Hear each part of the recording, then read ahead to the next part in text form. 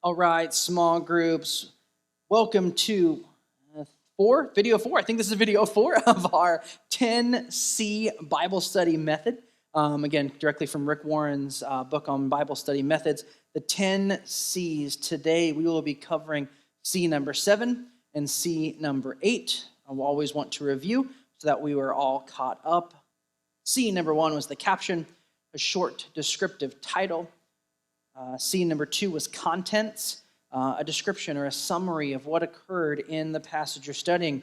The third C is chief people. Who are most important and why are they there? The fourth C was the choice verse. What is the most important verse, or the verse that summarizes the passage that you are studying? We looked at our last video, crucial words. What are the words that stand out, that are key, that are repeated? That is C number 5. C number 6 was challenges. What difficulties do you have either in the understanding or the application of the passage that we're looking at? And again, we are looking in Luke 15 as we jump into our 7th and 8th C in our 10C Bible study method. You should make a count of how many times I say that in these videos. Our 7th C is cross-references. A cross-reference is where something in the passage connects to another verse or story in the Bible. Now, there can be cross-references in your Bible. You'll see a little number or letter depending on what kind of Bible you have. And down at the bottom in the subtitles in the small section, you will see that word maybe means something a little different in different manuscripts or a different translation. Or it tells you another verse to look up in reference to what you're studying. If Luke 15 has any of those, look those up, read those. But sometimes there isn't any. And if there isn't any, what I want you to think about is where else in the Bible do I recognize the same themes, the same elements, the same topics, the same things that we find in Luke 15? What other Bible stories or verses do you think of when you read Luke 15? So that's what I want you to do. I want you to read Luke 15. And I want you to make a list, either verbally or on paper. What other Bible stories, what other references, biblical stories, verses, themes jump out to you where you can see them found in other parts of the Bible? This is one of my favorite things to do, is because when we really get good at doing this, we begin to see the same story from beginning to end. Sometimes it can feel like the Bible's kind of choppy if you read it from beginning to end. But when we look at these stories and we look at these passages, we can connect them back to here and forward to here and over here. And all of a sudden, the Bible becomes one big story instead of a bunch of little stories. So again, take the time, look through Luke 15, see where it connects to other verses, push pause, take as long as you need. And then when you're ready, push play, and we'll come back and discuss it a little bit.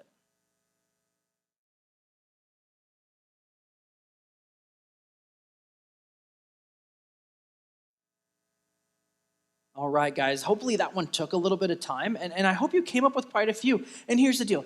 I was thinking about this as I'm just right now, as we're recording this. For some of you, if you were like me, when I first got saved and I would go to a small group, if we were doing this, I would know 0 cross-references. I wouldn't know a single other place in the Bible because I didn't know anything about the Bible. That's totally okay. Just sit and listen. Just sit and listen and absorb it, because what I hope is that you will see what more seasoned saints, what more seasoned believers have come to understand of their Bible, and I hope it motivates you and encourages you. I don't ever want you to think, oh, I'll never be there. Don't ever think that. The only way those people got there is through time and a little bit of effort and a lot of God's grace. So if you didn't have any cross-references and you don't know anything else about the Bible, you're doing just fine. Keep up the good work. So when I saw the story of the lost sheep in Luke 15, it immediately connected to Psalm 23 for me. That God is my good shepherd.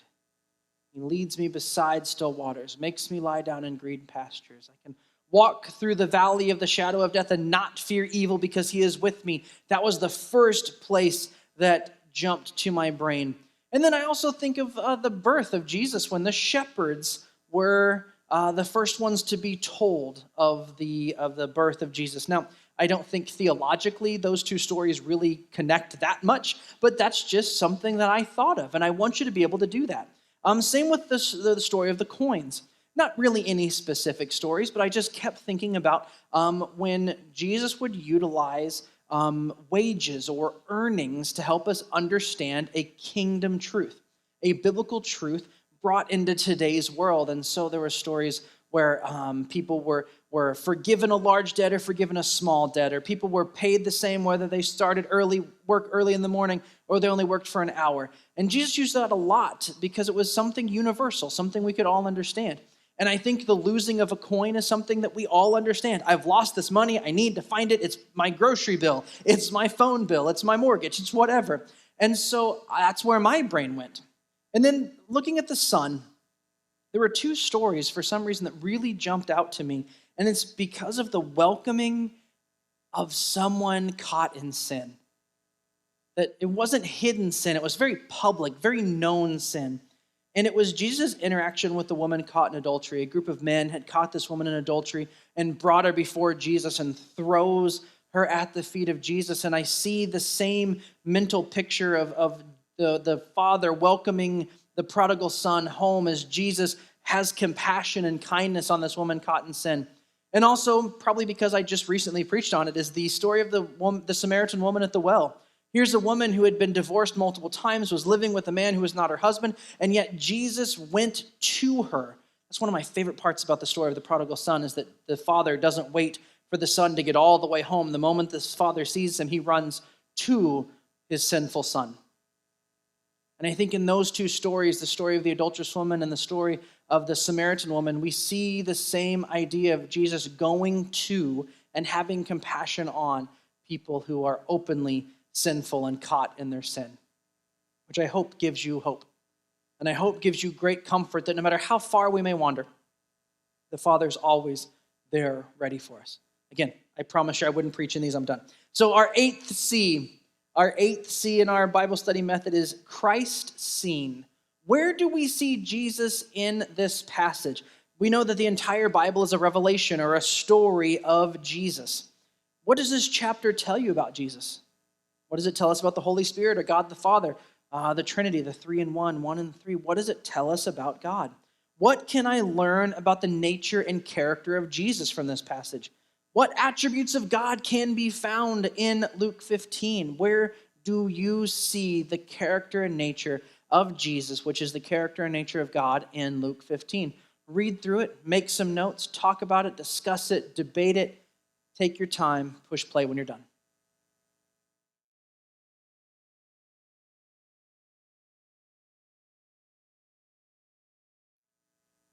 So in order to keep this video a little bit shorter, I went real fast through this one. This was one where I think Christ seen, and when we talk about the challenges, those are ones that can take a long time to discuss. And as always, if these videos take multiple weeks to get through, that's awesome. That's totally fine.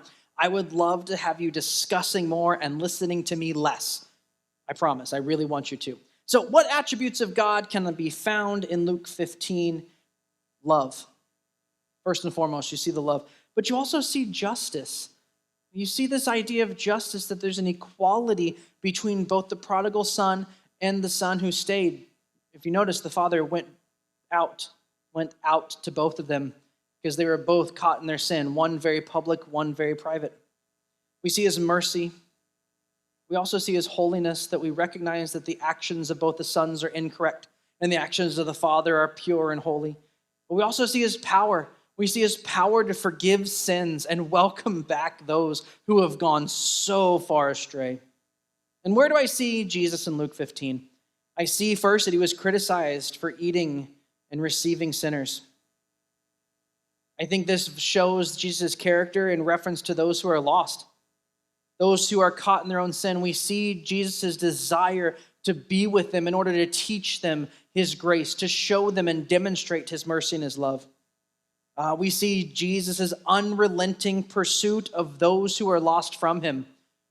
Both the story of the lost sheep and the lost coin, we see a persistence in the searching, which is a characteristic of Jesus. Oh, I love this. This one kind of came to me. This was new for me.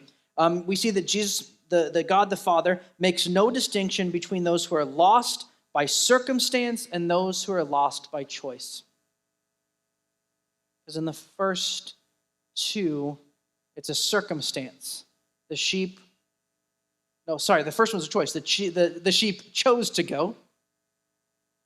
The second one, it was a circumstance. The coin was lost. Both stories have the same result.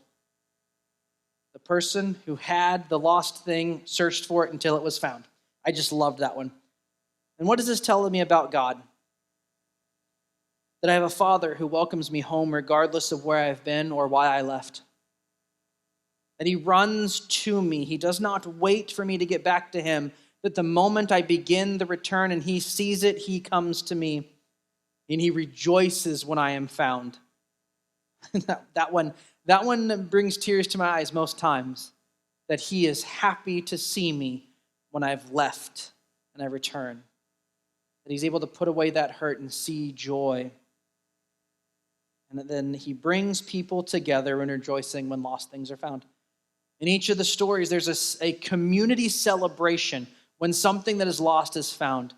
And man, I hope Crossroads or whatever church you're associated with, if you're watching this and you're not connected to Crossroads, I hope that whatever church you're in and that Crossroads can always be that kind of community that we celebrate with great gusto anytime someone comes back who is lost. Hope you're blessed today. Hope that this was a benefit to you, that you had great discussion and great debate, and that you can see the heart of the Father through what we're studying. Guys, thank you so much. Tune into the next video where we will cover the last two C's in our 10C Bible study method. Bye, guys.